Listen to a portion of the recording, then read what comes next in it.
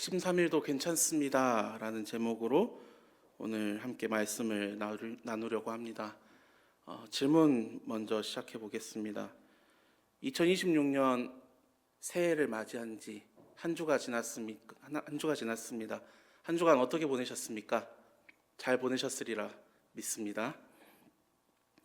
2026년은 또 붉은 말의 해라고 합니다. 말은 어떤 동물인가요? 본래 거침없이 앞만 보고 달리는 특성을 지닌 그런 동물입니다. 그 말에게 특별히 붉은 색을 입혔습니다. 불과 불이 만난 것처럼 그 추진력과 에너지가 더욱 강해지기 마련입니다. 그래서 여러분 또한 올 한 해 우리 마음에도 힘차게 달려가 보자. 이번에는 정말 다르게 살아봐야지. 이번에는 중간에 포기하지 말아야지. 이런 다짐들이 분명히 있으셨을 것이라 생각이 됩니다. 저 역시 같은 마음으로 2026년을 시작했습니다. 여러분 모두가 주님께서 맡겨주신 그 사명의 자리에서 그 믿음의 사명을 붙잡고 거침없이 달려가는 올 한 해가 되시기를 간절히 소망합니다. 그런데 오늘 제가 이야기하고자 하는 내용은 전혀 다른 내용을 함께 나누고자 합니다.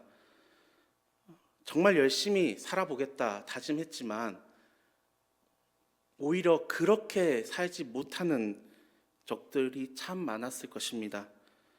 난 늘 마음만 앞서고 결국에는 작심삼일로 끝나지 않았나? 이번에 또 넘어지면 어떡하지? 이번에 또 주저앉으면 어떡하지? 그래서 오늘 말씀은 묵묵히 앞을 향해 잘 달리시는 분들을 위한 그런 말씀이 아닙니다. 오히려 계획을 세웠다가 무너지기도 하고 다짐했다가 다시 주저앉을 때도 있고, 그래서 스스로에게 실망해본 우리 모두에게 선포되는 그런 말씀입니다. 미가 선지자는 이 짧은 한 구절 속에 오늘 우리의 이야기를 그대로 담아서 함께 이야기 나누고 있습니다. 오늘 우리가 읽은 본문 말씀 미가서 7장 8절에서 주요 부분은 이렇게 시작합니다. 나는 엎드러질지라도. 여기서 엎드러진다라는 말은요, 단순히 실수했다라는 뜻이 아닙니다. 그 의미는요, 완전히 넘어지고 주저앉고 다시 일어날 수 없을 것처럼 느껴지는 그런 상태입니다. 속된 말로 우리에게는 바닥을 찍었다, 이런 표현이 좀 어울릴 것 같습니다. 미가 선지자가 이런 표현을 썼던 것입니다. 이런 표현을 쓰면서 자신의 신앙을 포장하지 않았습니다. 나는 강한 사람이다 라고 이야기하지 않았던 것입니다. 오히려 나는 엎드러질 수도 있는 사람이다. 나는 실패할 수도 있는 사람입니다. 나는 주저앉을 수도 있는 사람입니다. 이 고백은요, 신앙의 실패가 아닙니다. 오히려 신앙의 정직한 출발이라는 것입니다. 성경에서 많은 인물들이 이렇게 주저앉기도 하고 넘어지기도 합니다. 그 대표적인 인물이 있는데요, 바로 엘리야입니다. 갈멜산에서 850대 1의 싸움을 이기고 하나님께서 이제는 다시 이스라엘을 회복시킬 것이다 라는 그 강렬한 믿음, 그 믿음을 가지고 왕궁으로 나아갔습니다. 그런데 어땠습니까? 이세벨이 오히려 그를 죽이겠다, 너를 반드시 죽이겠다 협박하게 됩니다. 결국 엘리야는 어떻게 됐습니까? 낙심하고 그 자리로 도망치게 됩니다. 그리고 하나님께 이렇게 고백하죠. 주님, 이제 제 목숨을 거두어 주십시오. 제가 할 일은 다 끝난 것 같습니다. 이 승리 직후에 찾아왔던 이 낙심, 엘리야도 그렇게 무너졌던 것이었습니다. 그런데 하나님께서는요, 이렇게 낙심하고 주저앉은 엘리야를 꾸짖지 않으셨습니다. 오히려 먼저 푹 자게 하셨고요, 먹게 하셨고요, 쉬게 하셨습니다. 마치 이렇게 말씀하시는 것 같습니다. 엘리야, 너 많이 지쳤구나. 지금은 조금만 쉬자. 그렇게 엘리야는 자신의 몸과 마음을 온전히 회복합니다. 그리고 다시 자신의 사명을 향해 걸어 나가게 됩니다. 또 한 명의 인물을 소개하려고 합니다. 이집트의 총리로 활약했던 요셉입니다.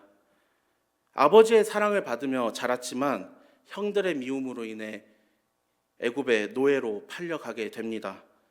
그렇게 노예로 팔려갔던 보디발의 집에서 신뢰를 쌓고 신임을 얻어서 노예들의 대장이 되었습니다.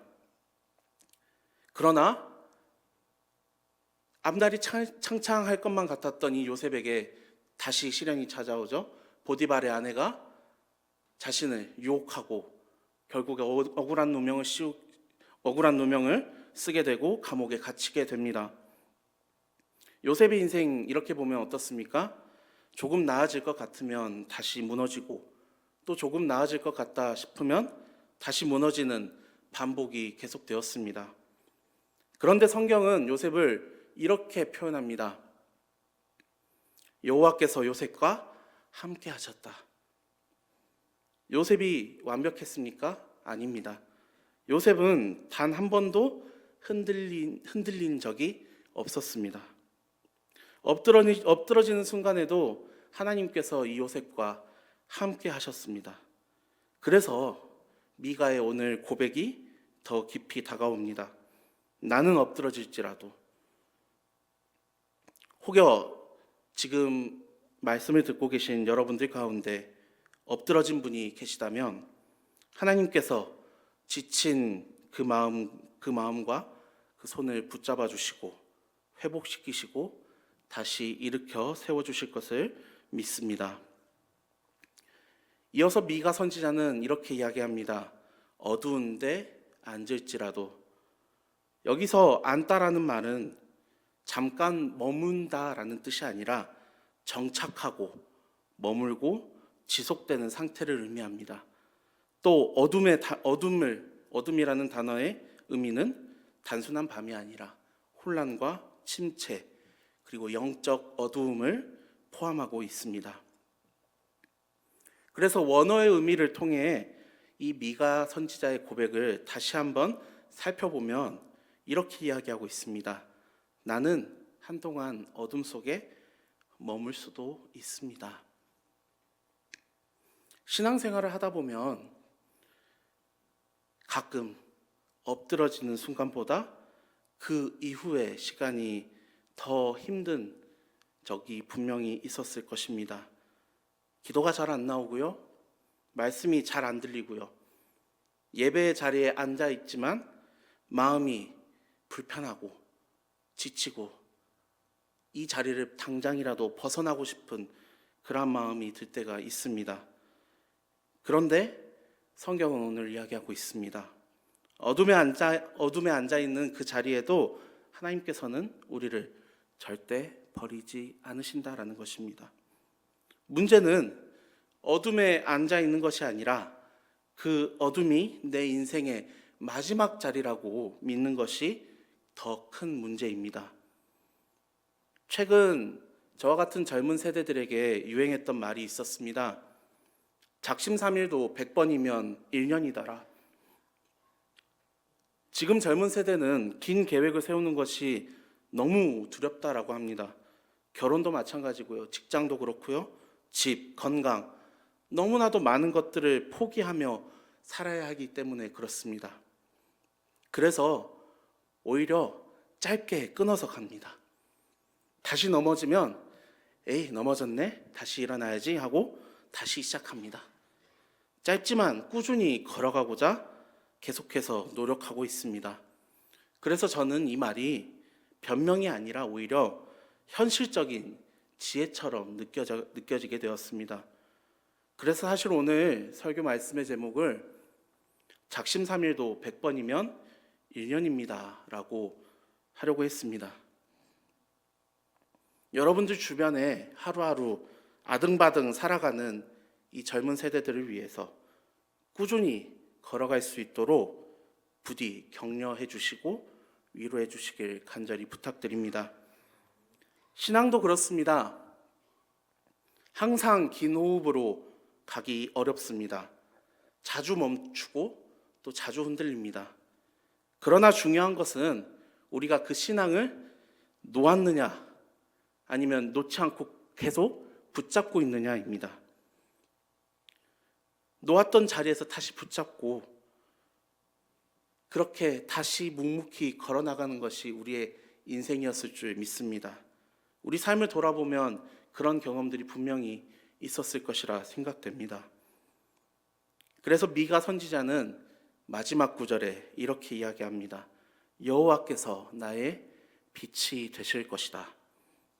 여기서 빛은요, 내가 만들어내는 그 빛이 아니라 하나님의 임재를 뜻하고 있습니다. 미가 선지자는 말하지 않았습니다. 내가 다시 일어나겠다. 내가 다시 밝아지겠노라. 대신에 하나님이 나의 빛이 되신다라는 것을 끝까지 고백했습니다. 회복의 주체는 내가 아닙니다. 빛은 이미 켜져 있습니다. 우리는 그 빛을 바라보고 다시 일어나서 앞을 향해 걸어나갈 뿐입니다. 사랑하는 우리 계림교회 성도님들, 작심삼일은 신앙의 실패가 아닙니다. 신앙의 과정인 줄 믿습니다. 중요한 것은 얼마나 완벽하느냐, 얼마나 완벽하게 시작했느냐, 그것이 아니라 얼마나 자주 하나님께로 돌아오고 있느냐입니다. 나는 엎드러질지라도 다시 일어날 것이요 어두운 데 앉을지라도 여호와께서 나의 빛이 되실 것임이라. 이 믿음을 가지고 여러분들 또한 다시 일어나셔서 그 믿음의 여정을 계속해서 이어나가시길 간절히 소망합니다. 함께 기도하겠습니다.